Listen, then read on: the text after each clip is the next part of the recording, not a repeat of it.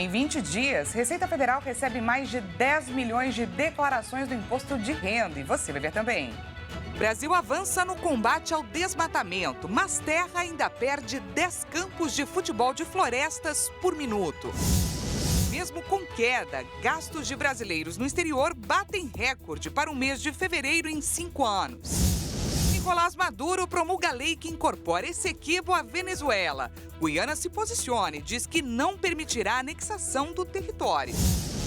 NASA se prepara para estudar no próximo eclipse solar total o quanto a falta de luz pode interferir na comunicação entre os satélites. Essas e outras notícias você confere a partir de agora. Olá, boa tarde para você, seja muito bem-vindo a essa edição, nós estamos ao vivo, agora 1h04. Chegamos aí para te contar quais as notícias que estão em destaque no Brasil e no mundo nesta quinta-feira. Desde a liberação do sistema para o brasileiro acertar as contas com o leão, a Receita Federal já recebeu mais de 10 milhões de declarações. Desse total, 43% dos contribuintes utilizaram aquela opção pré-preenchida. Vamos ver. A opção pela declaração pré-preenchida ou por receber a restituição via Pix dá prioridade no recebimento do valor devido. O recurso capta informações atualizadas de 2023, com base em dados enviados por empresas, bancos, INSS, planos de saúde, médicos, hospitais e imobiliárias. Para preencher a declaração é necessário ter em mãos documentos como título de eleitor, CPF de dependentes, alimentandos e do cônjuge, comprovante de endereço e ocupação, além da declaração de imposto do ano anterior. O primeiro lote será pago no dia 31 de maio e o quinto e último lote no dia 30 de setembro. A expectativa da Receita Federal é de que sejam enviadas até 43 milhões de declarações. No ano passado, segundo o órgão, foram recebidas pouco mais de 41 milhões de declarações. O prazo para a entrega começou no dia 15 de março e vai até o dia 31 de maio. O programa da declaração está disponível para download no site da Receita Federal. Os brasileiros que viajaram para o exterior em fevereiro gastaram mais de US$ 1 bilhão, o equivalente a 5 bilhões de reais. Esse é o maior nível de despesas fora do país para o mês desde 2019. Segundo dados do Banco Central, em fevereiro do ano passado, os viajantes brasileiros gastaram pouco mais de 4 bilhões de reais em outros países. Em comparação com o mês imediatamente anterior, os gastos diminuíram. Em janeiro, os turistas brasileiros desembolsaram mais de US$ 1 bilhão, aproximadamente 6 bilhões de reais. O relatório mostra que o volume gasto por brasileiros no exterior é maior do que o do estrangeiro em solo brasileiro.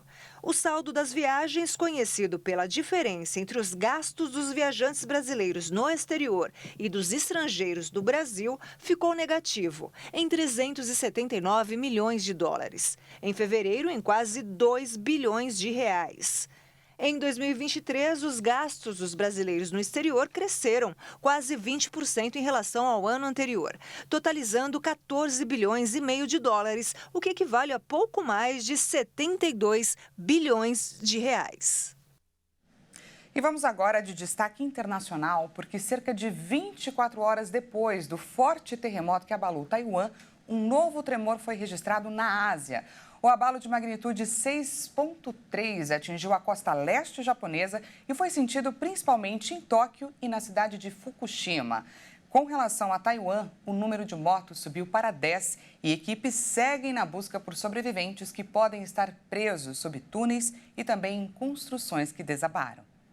Os socorristas conhecem o paradeiro de dezenas de pessoas presas na rede rodoviária do condado, localizado entre montanhas e penhascos, com vários túneis que levam à cidade de Hualien.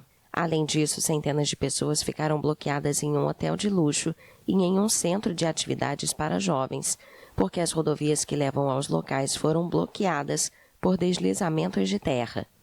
Na cidade mais próxima ao epicentro do tremor, dezenas de pessoas dormiam ao ar livre devido aos danos sofridos pelos prédios, incluindo alguns que ficaram completamente inclinados após o sismo. Este edifício com fachada de vidro se transformou no símbolo do terremoto, depois de tombar em um ângulo de 45 graus, devido à queda parcial do primeiro andar. A rigorosa legislação de construções da ilha parece ter evitado um desastre ainda maior. Mas o governo pediu aos cidadãos que mantenham a cautela devido aos quase 300 tremores secundários registrados após o primeiro terremoto. Calculado com uma potência de 7,4 graus de magnitude pelo Centro Geológico dos Estados Unidos, o terremoto foi o mais potente a abalar Taiwan desde 1999, quando um tremor de 7,6 graus provocou 2.400 mortes. Pois é, Taiwan acaba de passar por seu maior terremoto em 25 anos e, como consequência, abalos secundários de grande proporção podem ser sentidos num raio extremamente extenso, a nível mundial. Isso porque Taiwan é considerada a produtora de 90% dos chips mais avançados do planeta, o famoso coração dos produtos tecnológicos. E para todos que fazem uso de cartões de banco, geladeiras, celulares e carros, iremos nos aprofundar nesse tema que parece distante, mas não é, na nossa entrevista de hoje.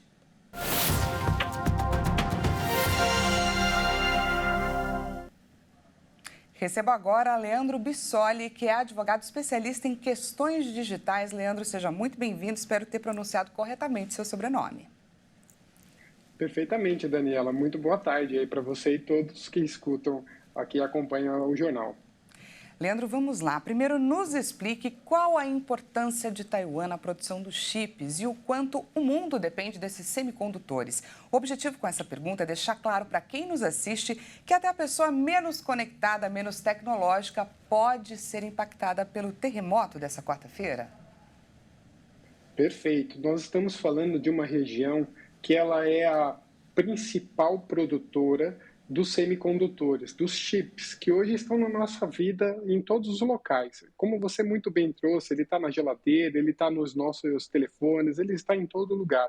E Taiwan, ela se destaca pelo processo produtivo, muito sofisticado, muito avançado em si, de outros lugares do mundo. Então, eles acabam sendo a principal potência da produção de microchips e aí semicondutores no mundo. Entregam esse produto para o mundo inteiro. Uma interrupção nessa produção, nesse processo produtivo, com certeza afeta veículos, afeta celulares, notebooks, geladeiras, tanto no nosso dia a dia, nesses recursos que acabam sendo, vamos dizer assim, inteligentes, e a própria indústria, que hoje você tem muitos equipamentos na indústria que também utilizam semicondutores.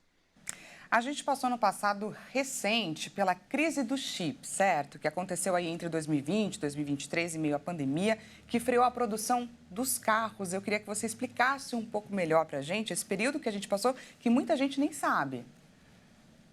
Perfeito. Foi um período onde a demanda em si do produto e mais a crise da sua produção e do abastecimento indisponibilizou esses semicondutores para estarem nos carros novos. Ou seja, você estava ali com uma linha de produção de um veículo que precisava desse semicondutor.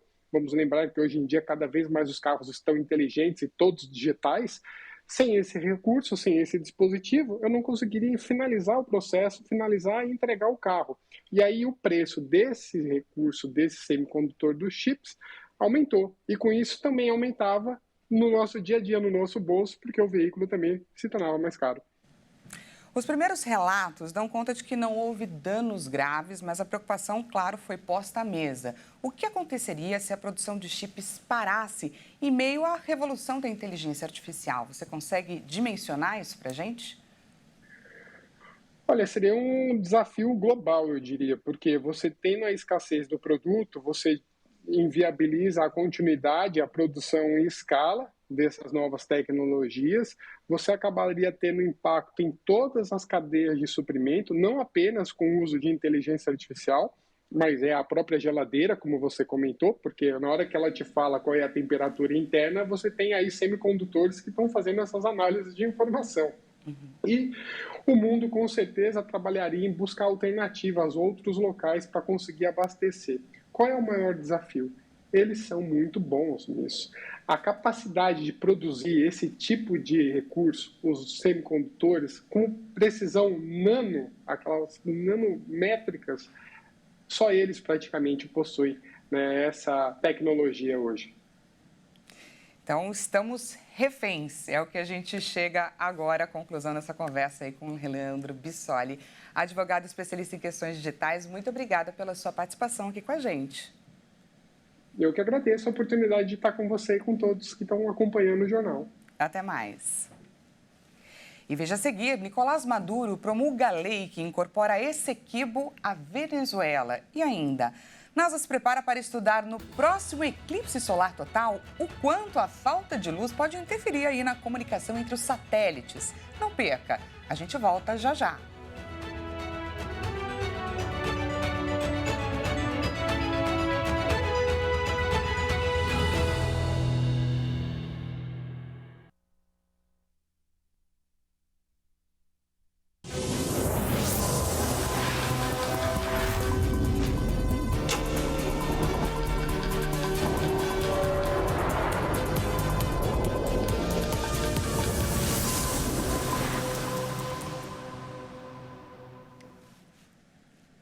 Seja bem-vindo mais uma vez, nós estamos de volta e ao vivo, agora 1h16 pelo horário de Brasília, trazemos mais destaques dessa quinta-feira para compartilhar, é claro, com você.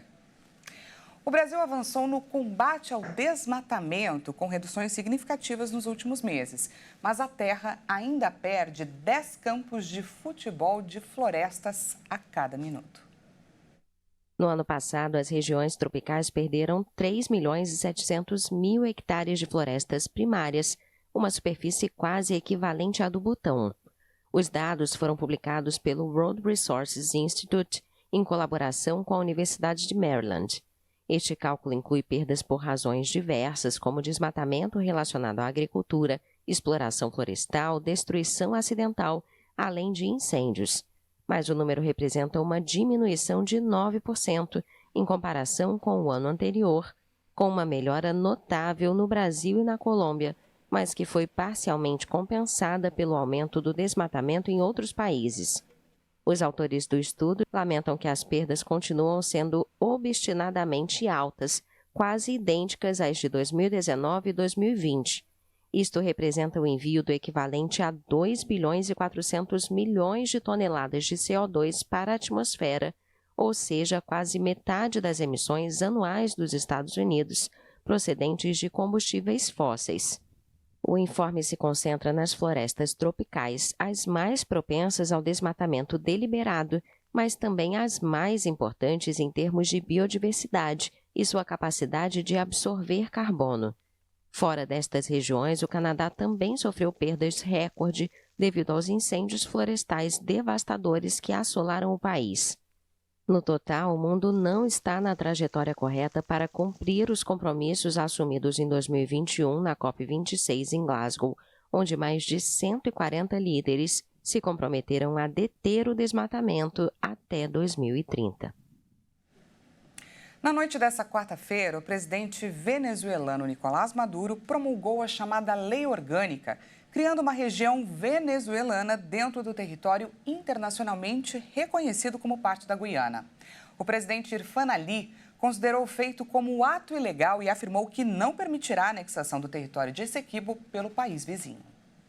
O texto conta com 39 artigos que regulamentam a fundação da Guiana Essequiba, como é chamado o território pelos venezuelanos.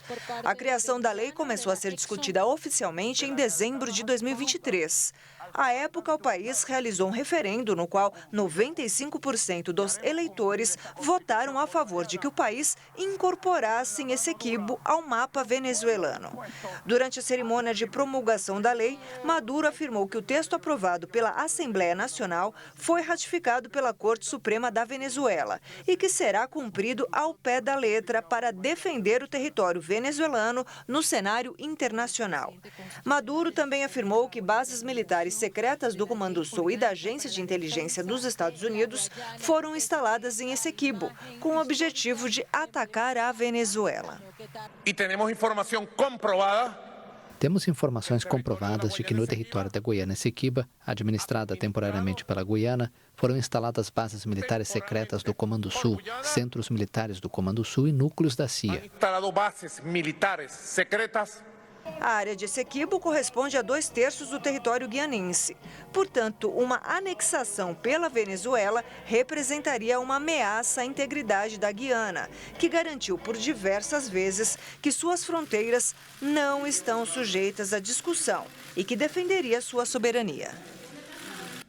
No dia 8 de abril, na próxima segunda-feira, um eclipse solar total vai acontecer e o fenômeno será utilizado pela NASA para estudo. Um foguete-sonda será lançado ao espaço com o objetivo aí de estudar a falta de luz e seus impactos nas comunicações via satélite. Dessa vez, a NASA deseja lançar foguetes-sondas a essa ionosfera, para que os mesmos estejam preparados para coletar dados sobre alterações ocorridas nessa camada durante o ápice do eclipse. Para o experimento, 3 lançamentos serão realizados, 45 minutos antes do fenômeno, durante e 45 minutos após. Esse intervalo de tempo será crucial para a realização da pesquisa. Todo o evento e os lançamentos terão transmissão ao vivo pelo canal oficial da NASA, por volta das 16 horas do dia 8 de abril. E agora você vai conhecer a história de um adestrador que viralizou na internet após colocar em prática um projeto inusitado. André Bressan criou o primeiro ônibus escolar do Brasil para o transporte de pets. Quem conta pra gente essa história é a nossa repórter Maria Clara Leite. Crianças à espera do transporte escolar. Cenas como essa certamente você já viu. Quem que tá? Mas e cães esperando o ônibus da escola? Quem é que tá vindo? Já tinha visto isso antes? Quem que tá chegando?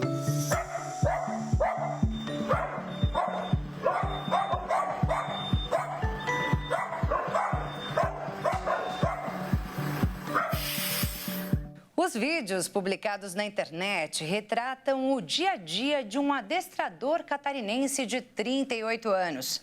Proprietário de uma creche e hotel para cães, o empresário teve a ideia de adaptar um ônibus para fazer o transporte escolar dos alunos, como ele costuma dizer. A ideia fofa impressionou não só os tutores clientes do André Bressan, mas milhões de internautas do Brasil e do mundo. Em 2 redes sociais, o educador de cães já acumula 1 milhão de seguidores. Mas as visualizações vão muito além.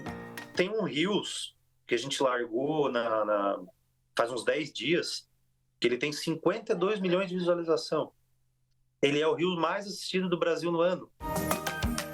E não tinha como ser diferente. Olha só os comentários. Meu dia só começa depois de assistir essas fofuras. É a primeira coisa que venho fazer quando acordo. Amo essa turminha. Eu tô apaixonada. Tudo organizado. E bota organizado nisso. O ônibus Escão Lar é um luxo. Foi todo adaptado para os cães, com caixas de transporte para quem prefere um lugar mais reservado e mais pontos de fixação de cinto de segurança para a turminha que vai nos assentos. Eu tive que fazer uma fixação nas costas também, para que o animal ele não consiga se locomover nem lateralmente, nem frontalmente. Quando eu prendo ele ali, ele consegue sentar, levantar e tal, mas ele não tem como, no caso de uma eventual freada, ele não tem como ir para frente e nem para cima. Então ele tá bem presinho ali. E o ônibus ainda tem música ambiente e clima bem fresquinho. E aí, rapaziada, tá bom o som e o ar-condicionado? Tá boa a temperatura do ar? Hein? O que vocês me dizem? Bola! E que belo trabalho, não é mesmo? Sonho de qualquer apaixonado por pets. Tu quer descer pela janela, tem que esperar, não é para descer pela janela. E é um mercado promissor, viu? O André conta que começou como educador, logo abriu a creche, viu o negócio crescer e hoje atende cerca de 300 cães diferentes em um espaço de 14 mil metros quadrados.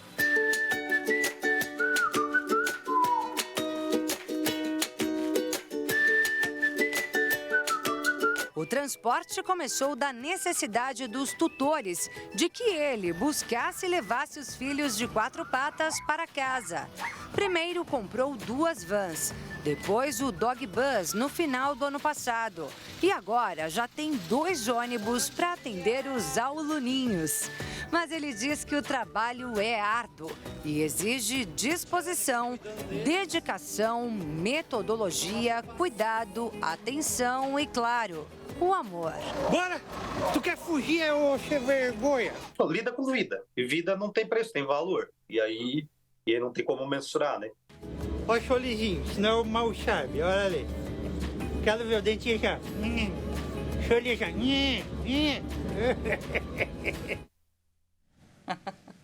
Bom, e para encerrar o jornal de hoje, depois de tanta notícia, tanta informação, por que não admirar a calmaria de um lago no Alasca? Pois bem, a gente aqui da Hit TV proporciona isso a você nesse exato momento. Vamos para Teaneck Springs agora.